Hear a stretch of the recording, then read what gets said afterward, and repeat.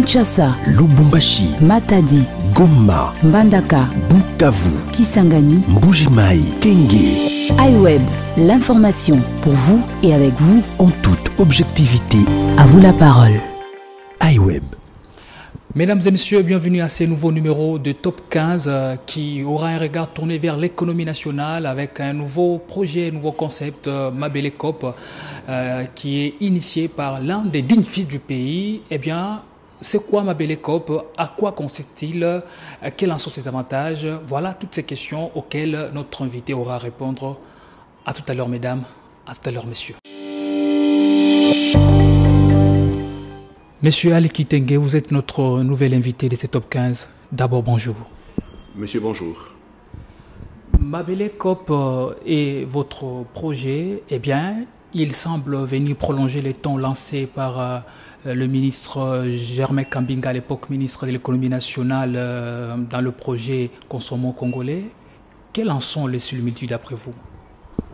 Je crois que Mabele COP va largement au-delà de Consommons congolais, un slogan, une étiquette qui, à l'époque, n'avait pas de soubassement. Mabele COP est une société coopérative. Je voudrais dire, c'est une société dont l'objectif est de gagner de l'argent. Ça veut dire qu'en fait, Mabele COP est une société à la fois coopérative parce qu'elle fait appel à des investisseurs multiples.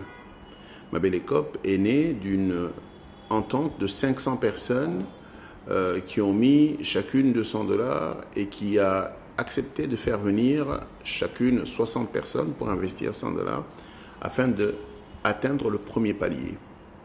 À ce jour, Mabele COP a réuni suffisamment d'argent et a lancé le premier supermarché dont l'objectif est de vendre majoritairement les produits congolais. L'objectif est de dire, nous voulons répondre au chef de l'État qu'il dit qu'il veut créer des millionnaires congolais, mais nous disons, nous voudrons être des millionnaires intègres, créés par le travail. L'ingéniosité qu'il y a dans Mabele COP, c'est le fait d'abord d'avoir accepté de mettre l'intelligence ensemble, de mettre les ressources financières ensemble et de mettre les efforts ensemble. Voilà ce que est Mabele COP. C'est une véritable révolution pour renforcer l'économie nationale. La structure de notre consommation semble culturelle. Nous consommons la technologie importée à grande échelle et appelons de tous nos voeux à la modernisation de notre pays. Ne pensez-vous pas que Mabele COP risque de ne s'inscrire que dans la liste des initiatives courageuses et porteuses de peu d'intérêt dans une société qui s'occidentalise même dans son alimentation? Les Congolais sont suffisamment intelligents pour comprendre que s'ils continuent à acheter des biens de première nécessité importés, ils sont donc en train d'envoyer les rares devises que nous avons à l'étranger, ils payent des salaires là-bas et ils payent le développement là-bas. Ça sous-entend qu'en fait, ce serait à la limite de la bêtise collective que de se retourner vers les politiciens et leur dire « donnez-nous du travail, donnez-nous du progrès social ». Et ça, les Congolais le comprennent très bien quand vous le leur expliquez. Et donc aujourd'hui, les Congolais commencent à dire « ce qui est importé est peut-être bien, mais ce que je produis moi-même est mieux ». Les Congolais commencent à comprendre que pour avoir de la dignité et de la fierté de consommer ses propres produits, il faut les produire dans des bonnes conditions, il faut les emballer et les traiter correctement pour qu'ils soient présentables. C'est toute l'innovation de Mabele COP parce que nous avons créé un environnement moderne pour présenter des produits locaux et dans la fierté. Nous avons eu la chance d'avoir le ministre de l'Industrie qui est venu visiter notre supermarché et j'ai beaucoup aimé sa réaction, c'est de dire c'est ça l'industrie dont on a besoin, celle qui transforme les produits de chez nous et que nous allons apprendre à consommer. Je crois que nous allons bien au-delà du produit en République démocratique du Congo. Nous allons au-delà de la production locale. Nous sommes dans le concept de renforcement de l'économie patriotique. Nous sommes dans la responsabilité citoyenne. Nous sommes dans la construction de la nation. C'est tout ça qui va ensemble en disant si j'importe de la pomme de terre alors que je peux la produire sur place, c'est que je ne suis pas responsable. C'est donc une question de responsabilité citoyenne. Et aujourd'hui, les Congolais sont suffisamment intelligents pour comprendre quand on leur explique. C'est une question de responsabilité citoyenne et vous avez choisi le mode coopératif pour gérer Mabele Coop. Et nous comprenons que vous ne poursuivez pas les lucres. Et donc... Je voudrais vous arrêter tout de suite. Nous poursuivons effectivement le gain, mais le gain partagé. Toute la beauté de notre slogan, c'est que c'est de la prospérité partagée. L'argent que nous allons empocher, c'est l'argent que les Indiens mettent dans leurs mallettes et ils les expédient en dehors du système bancaire. C'est l'argent que nos amis libanais se font attraper avec à l'aéroport. C'est de l'argent du Quinois, c'est de l'argent du Congolais. Et nous sommes en train de dire, au lieu de pouvoir laisser cet argent entre les mains qui viennent nous vendre des cure-dents, qui viennent nous vendre de l'eau, qui viennent nous vendre des oignons, produisons des oignons et construisons l'économie locale et gagnons cet argent ensemble et partageons-le. Il s'agit d'une entreprise, je vous l'ai dit depuis le départ. Nous poursuivons le gain, mais le gain équitable.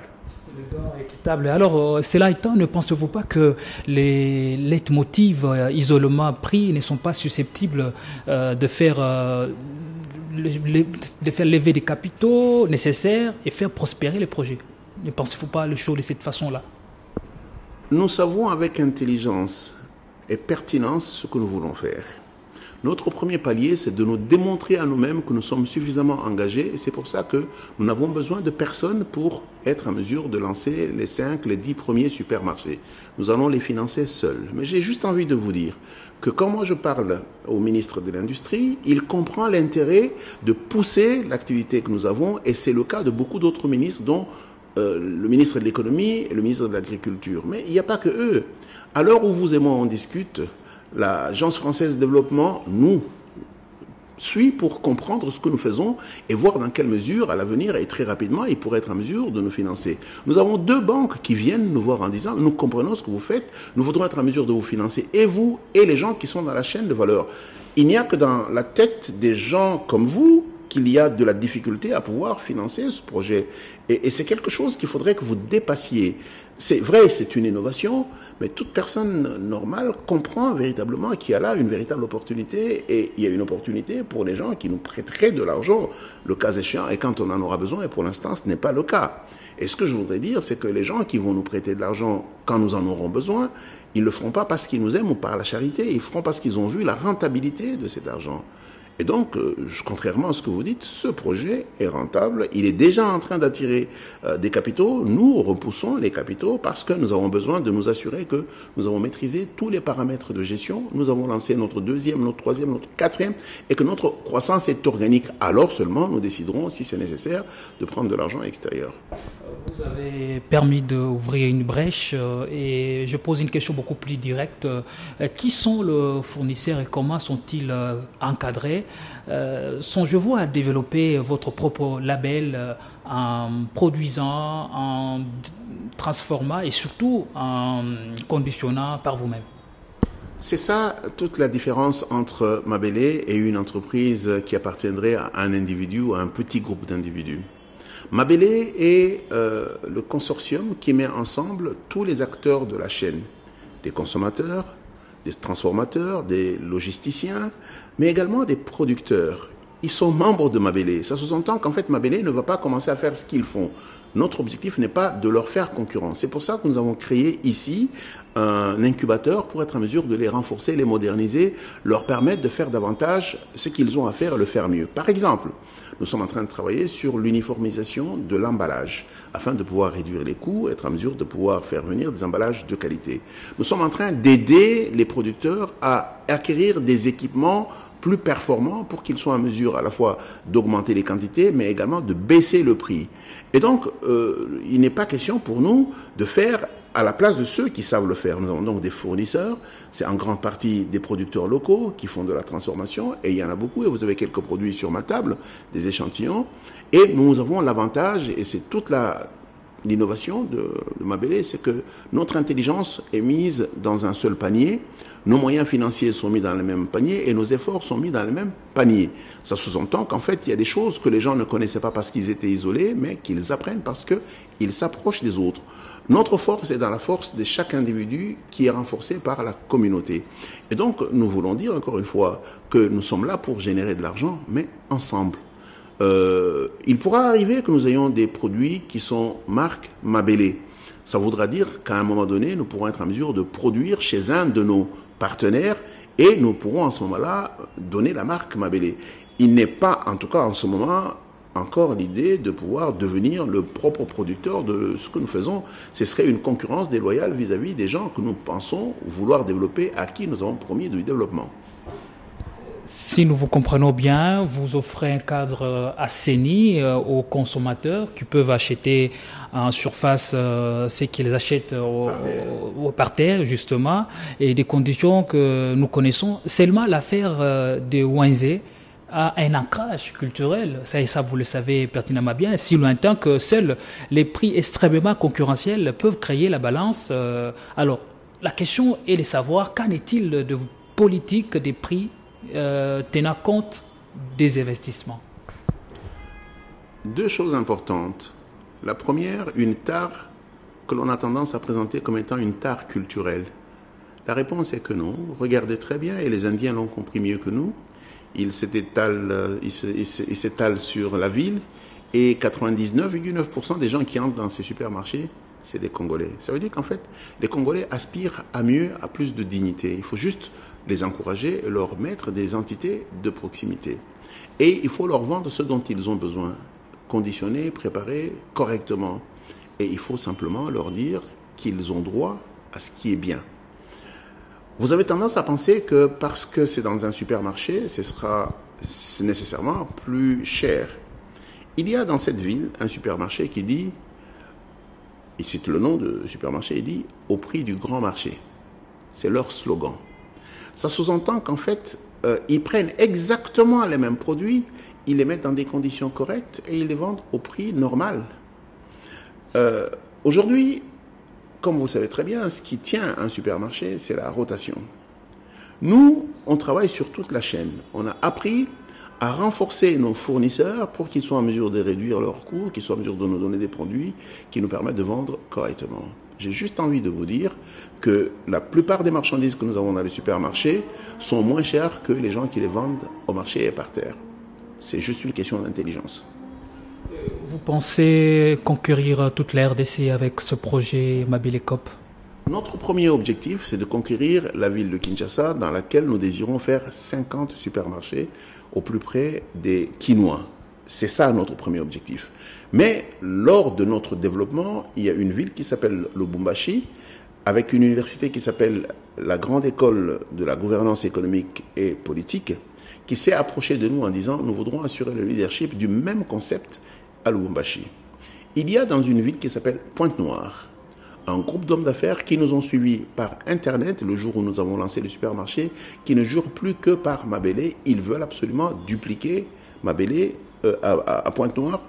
Et comme vous voyez bien, pendant que vous pensez que nous allons conquérir Kinshasa, il y a déjà Pointe-Noire qui nous appelle et il y a des gens, de plus en plus des gens qui sont à l'extérieur du pays qui nous disent approvisionnez-nous. Ça sous-entend qu'en fait, une composante export va devoir aller plus vite que ce que nous pensions dans le cadre de notre développement. Ali Kitenge, votre dernier mot. Le Congolais est responsable du développement de son pays et des générations à venir. Nous devons poser des actes intelligents et des actes responsables. C'est dans ce moment-là qu'on peut être appelé citoyen. Et Mabélé Coop est une société coopérative où nous vous invitons, vous et d'autres, à venir investir 100 $, et vous êtes associés. Et chaque fois que je parle de ça, je dis aux gens deux choses. La première, c'est que Procrédit a commencé ici devant nous avec 1,5 million. En quelques années, le propriétaire de Procrédit a vendu à 60 millions $. Il a commencé avec 1,5 million.